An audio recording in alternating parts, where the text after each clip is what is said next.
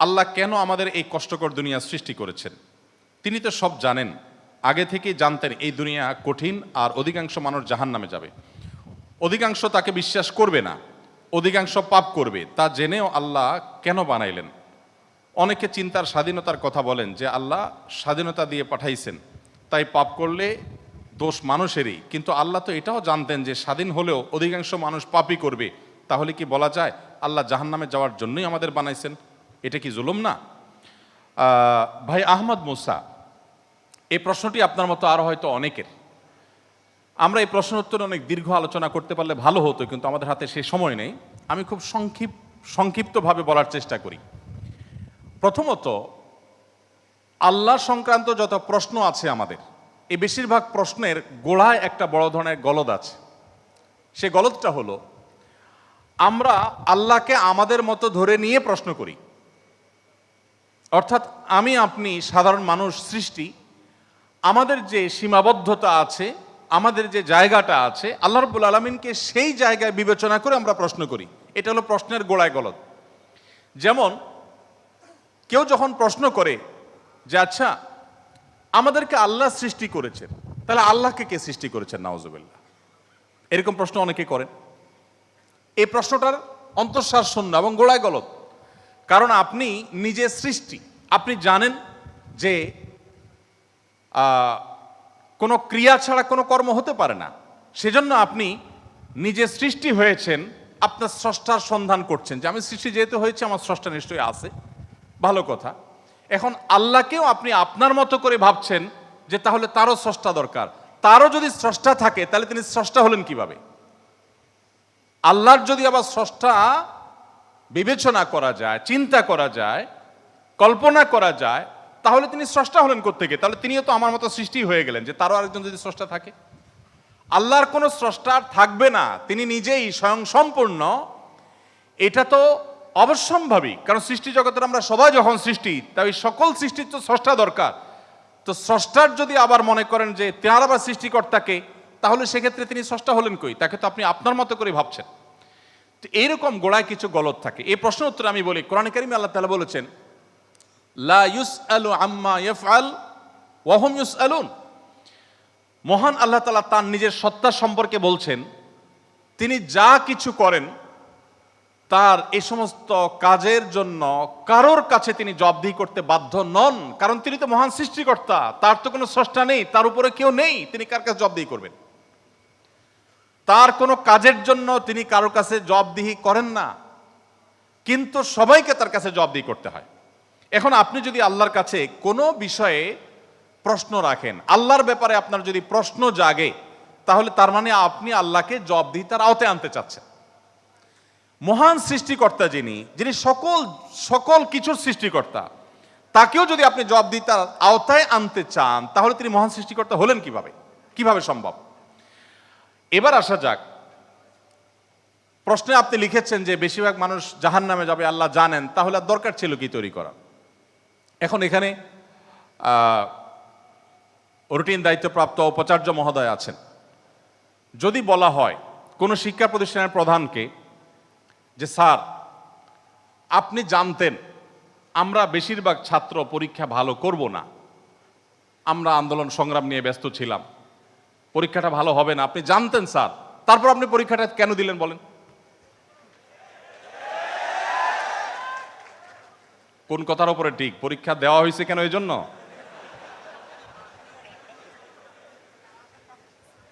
এই প্রশ্নটা যদি করা হয় কোন শিক্ষা প্রতিষ্ঠানের প্রধানকে যে স্যার, বেশিরভাগ ছাত্র আমরা ভালো ছাত্র না, ভালো ছাত্র সবসময় কমই থাকে সংখ্যা, এটা আপনি জানেন স্যার, তারপর আপনি পরীক্ষাটা কেন নিলেন? স্যার যদি পাল্টা প্রশ্ন করেন, পরীক্ষা যদি আমি না নিতাম, তাহলে তোমরা বলতো স্যার আমরা পরীক্ষা দিয়ে দেখতেন, সবাই পারতাম। এ কথা বলার অপশন থাকতো কি থাকতো না? স্যার আপনি পরীক্ষা দেন নাই কেন? আপনি দিতেন, দেখতেন আমরা কি পরিমাণ যোগ্য, কি পরিমাণ পড়াশোনা আমরা করেছি, আন্দোলন করেছি, তাতে কি হয়েছে? পড়া পিছিয়ে নেই আমরা, সব ক্ষেত্রে আগে আছি, এর ফাঁকে ফাঁকে আমরা পড়ালেখা করেছি। তাহলে আল্লাহ রাব্বুল আলামিনকে আপনি একই প্রশ্ন করতে চাচ্ছেন যে আল্লাহ বেশিরভাগ মানুষ তো জাহান্নামে যাবে, আপনি জানেন, তাহলে সৃষ্টি করলেন কেন? এখন মানুষকে যদি আল্লাহ তাআলা এই অনুভূতি শক্তি তার সৃষ্টির আগেও দিতেন, তাহলে মানুষ তো বলতো আল্লাহ ফেরেশতাদের তৈরি করেছেন, জিনদের সৃষ্টি করেছেন, আমাদেরকে কেন সৃষ্টি করে ইচ্ছা শক্তি দিলেন না? তাহলে আমরা একটু দেখাই দিতাম। আপনি এই প্রশ্ন তো আল্লাহকে করতে পারতেন। মূলত এই সমস্ত প্রশ্নের গোড়ায় গলত আছে। দেখুন, আল্লাহ রাব্বুল আলামিন যখন মহান সৃষ্টিকর্তা, আপনি একটি পুতুল তৈরি করেছেন, একটি পুতুল তৈরি করেছেন মাটির, দুটি পুতুল তৈরি করেছেন। একটি পুতুল আপনি রেখেছেন, আর একটি পুতুল আপনি ভেঙে দিয়েছেন। এখন আমি যদি আপনাকে প্রশ্ন করি, ভাই কাজটি কি ভালো হলো? একটা পুতুল রাখলেন আর একটাকে ভেঙে দিলেন, কেন এরকম করলেন? আমার এই প্রশ্ন করাটা আপনাকে যদি আমি জবাব দিই তার আওতায় আনি, যে আপনাকে বলতে হবে এটা ইলজিক্যাল কাজ, কেন করলেন? আপনাকে প্রশ্ন যদি আমি করি, এই প্রশ্ন করার কি অধিকার আসলে আমার থাকার কথা? আপনি পুতুলটা সৃষ্টি করেছেন মাটি থেকে, করে আপনার একটা ভালো লেগেছে রেখেছেন, আর একটা ভালো লাগেনি ভেঙে ফেলেছেন। পৃথিবীর কোনো মানুষ আপনাকে জবাব দিয়ে তার আওতায় আনতে পারে? এই অধিকার আছে কারোর? থাকার কথা না। এটা একান্ত আপনার ব্যাপার। আল্লাহ রাব্বুল আলামিন যখন কিছু মানুষকে জান্নাতে দিবেন, কিছু মানুষকে জাহান্নামে দিবেন, জাহান্নামীদের সংখ্যা অনেক বেশি হবে, এই সংবাদ জানার পর আমার মধ্যে তো এই তাড়া কাজ করার কথা, যদি আমাকে জাহান্নামে যেতে হয় তাহলে আমার পরিণতি কি হবে? তাহলে আমি কিভাবে বাঁচতে পারি, কিভাবে রক্ষা পেতে পারি, কিভাবে আমি আল্লাহর কাছে আর্গুমেন্ট করতে পারি, কিভাবে প্রার্থনা করতে পারি, কিভাবে নিজেকে আমি সে শুদ্ধতার পথে রাখতে পারি? আমার তো সেই প্রচেষ্টা থাকবে। সেটা না করে আমি আল্লাহকে প্রশ্ন করছি, আল্লাহ কেন দিবেন জাহান্নামে, বলেন আগে। ব্যাপারটা কেমন হলো? আসলে আল্লাহ সম্পর্কে ধারণা না থাকার কারণে, বা আমাদের মতো করে আল্লাহকে ভাবনা চিন্তা করার কারণে, কল্পনা করার কারণে এই ধরনের প্রশ্ন আমাদের মনে আসে। যেহেতু আমাদের সামনে জান্নাত অথবা জাহান্নাম দুটি পথের একটি, অতএব একজন ইমানদার, একজন বুদ্ধিমান মানুষ, তিনি তার জান্নাতের পথকে সুগম করার চেষ্টা করবেন, জাহান্নাম থেকে বাঁচার চেষ্টা করবেন। তিনি আল্লাহকে প্রশ্ন ছুড়ে দিবেন না। আল্লাহকে প্রশ্ন ছুড়ে দিয়ে কি হবে বলেন? আমি আরেকটা উদাহরণ দেই। ধরুন, আপনি একজন মানুষ, আপনাকে বলেছে দরখাস্ত দিতে, তুমি আমার কাছে দরখাস্ত দাও। আপনি আপনার এলাকার জনপ্রতিনিধির কাছে কোনো একটা কাজ নিয়ে গিয়েছেন, এবং সাথে দরখাস্ত তো নিয়েছেন, সাথে সুপারিশ নিয়ে গেছেন, হাই হ্যালো নিয়ে গেছেন, কাউকে দিয়ে ফোন করিয়েছেন, নানাভাবে আপনি চেষ্টা করে আপনি গিয়েছেন। সেই ভদ্রলোকের অফিসে যাওয়ার পর আপনি অনেক চেষ্টা করেছেন, কাজটা হয়নি। এখন আপনি কিন্তু জানতেন যে আমি দরখাস্ত লেখার নিয়ম আছে সেই হিসাবে লিখেছি, আবার সুপারিশও করেছি, কিন্তু আসলে হবে সেটাই যেটা তিনি চাইবেন, তার এখতিয়ার আছে এটা পাশ করা বা না করা। এখন আপনি যদি যে তাকে বলেন, ভাই নেতা সাহেব, যেহেতু বিষয়টা সম্পূর্ণ আপনার ইচ্ছাধীন, আপনি দিবেন কি দিবেন না সম্পূর্ণ আপনার এখতিয়ার, আইনও সেভাবে, নিয়মও সেভাবে, সিস্টেমও সেটা, এখতিয়ার 100% আপনার অধীনে, আপনি চাইলে দিবেন, না দিলে নাই, তাহলে নাটক কেন করলেন? দরখাস্ত দেওয়ালেন কেন আমাকে দিয়ে? আমাকে কেন আসতে বললেন? আপনি জানেন সিদ্ধান্ত নেতার হাতে, সিদ্ধান্ত জনপ্রতিনিধির হাতে, সিদ্ধান্ত সে ব্যক্তির হাতে। আপনি জানেন তিনি যা ডিসিশন নেবেন সেটাই হবে। এটা জানার পরও আপনি কিন্তু আপনার চেষ্টায় কোনো ত্রুটি করছেন না, এমনকি আপনি পাবেন না সেই সম্ভাবনা জোরালো হওয়া সত্ত্বেও আপনার চেষ্টা কিন্তু আপনি ত্রুটি করেন না। সেখানে আপনি মানুষ হয়ে বলছেন যে আল্লাহ যাকে জাহান্নামে দিবে সে তো জাহান্নামে যাবেই, এর ব্যত্যয় তো হবেই না, তাহলে আমার আর কষ্ট করে লাভটা কি? আরেকটি উদাহরণ মনে হয়েছে। এক ভদ্রলোক, তিনি একজন মুসলমানকে, একজন সন্দেহের মধ্যে থাকা মুসলমান, নামকাওস্তে মুসলমান, তিনি একজন সিরিয়াস মুসলমান, প্র্যাকটিসিং মুসলমানকে জিজ্ঞেস করতেছে, ভাই প্রতিদিন নামাজের জন্য আহ্বান করে, ভাই নামাজ পড়তে চলো। তো বেনামাজি মুসলমানটা বলে, না ভাই আমি যাব না।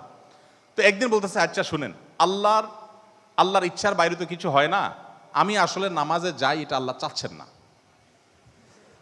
এই জন্য আমি যাই না। তো যেহেতু আল্লাহর ফয়সালা হয়ে গেছে, আমি যেতে পারছি না, তার মানে আল্লাহ আমাকে যাওয়ার তৌফিক দেন না, সেজন্য যাচ্ছি না। তাহলে আপনি অযথা চেষ্টা করে লাভ নাই, কেন আমাকে প্রতিদিন ডাকেন, কোনো দরকার নেই। তো এই ভদ্রলোক তিনি যখন বলেছেন যে আল্লাহ চাইলে তো আমি নামাজ এমনিই পড়তে যাব, আল্লাহ যখন আমার জন্য নামাজের ফয়সালা করবেন, আপনি ডাকা ছাড়াই আমি যাব, আর না করলে তো আমি যাব না, তাহলে আপনি অযথা কেন চেষ্টা করছেন? এই কথা বলার পর ওই নামাজি ব্যক্তি তার আর কোনো উত্তর না দিয়ে পরের দিন এই ভদ্রলোক যখন অফিসে যাবে কাজের জন্য, একই সাথে তারা থাকে, তো তো শার্ট প্যান্ট পরে যখন সে কাজের জন্য বের হবে, তখন তার এই দোস্ত দরজা আটকে ফেললো এবং সামনে দাঁড়ায় বলল, আজকে তো যাওয়া যাবে না। তো বলে, কেন যাওয়া যাবে না? বলে যে আল্লাহ তো রিজিক দাতা, অতএব আপনার নসিবে যেটা আছে সেটা তো এমনিতেই আসবে, আর না থাকলে আসবে না, আপনি গেলেও আসবে না, তাহলে কেন যাচ্ছেন?